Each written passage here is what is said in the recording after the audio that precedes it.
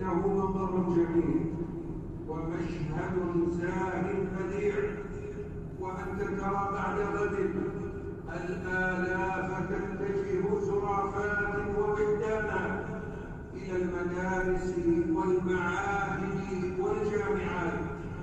منظر يسر الناظر لمجد أمته الطموح لعز دينه ومجتمعه، عندما يرى العلم يسري في دماء شباب الأمة، والجهل يتضعضع أمام نور العلم، والأمية تتراجع أمام إشراقة الفكر.